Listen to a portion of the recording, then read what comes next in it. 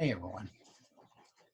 Last Wednesday I gave a talk to the Kerrville Rotary Club about remembering the Kerr County heroes of 1918.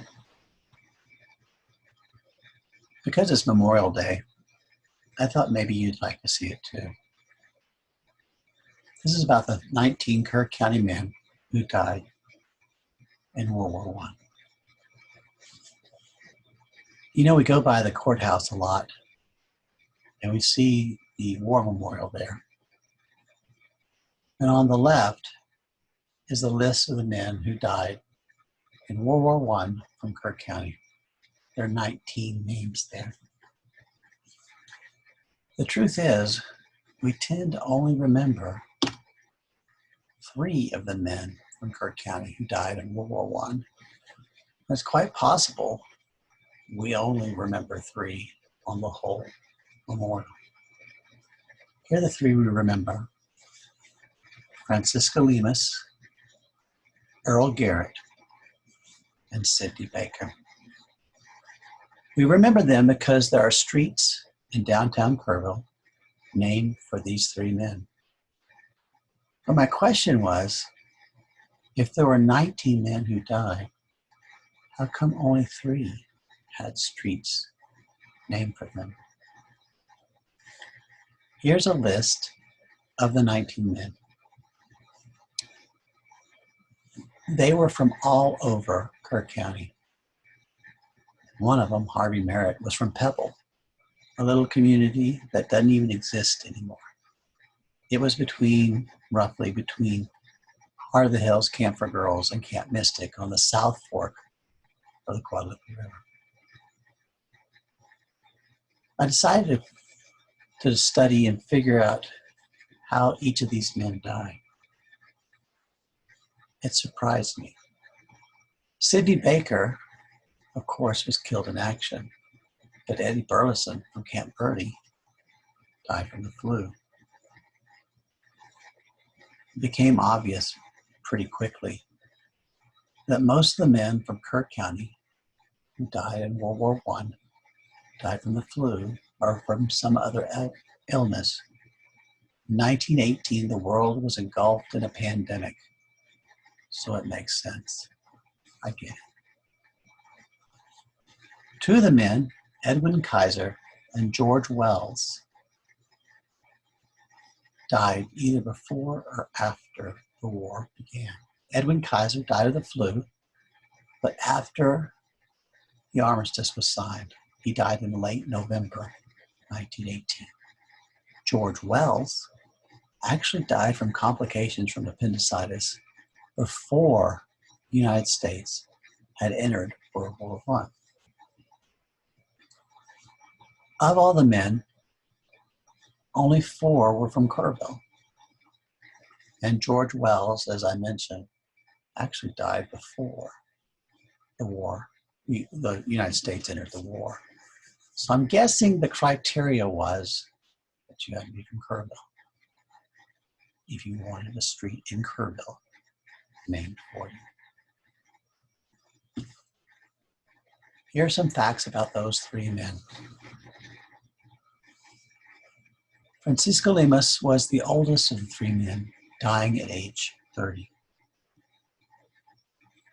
He signed his draft registration card with an X, which probably meant he could not read or write, which was a lot more common in those days.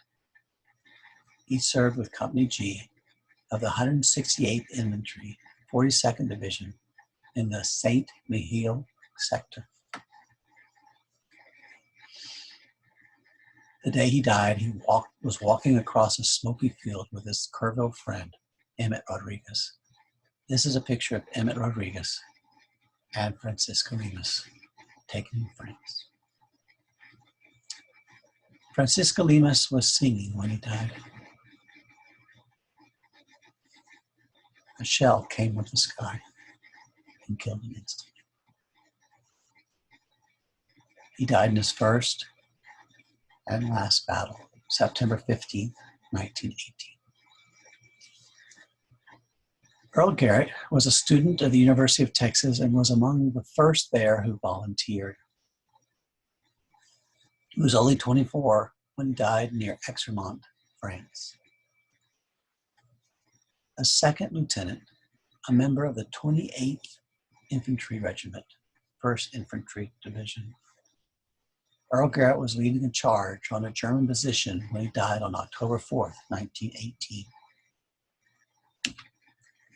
He was posthumously awarded the Distinguished Service Cross. This is a picture of Earl Garrett and the entire Tybee High School class of 1912. Earl Garrett is the young man in the center on the front row. Sidney Baker was the youngest of the three men, dying at age 22. He was one of 4 Baker brothers who served in World War I. He served with Company C of the 168th Infantry, 42nd Division in the St. Mihiel sector. This is a newly discovered photograph of Sidney Baker.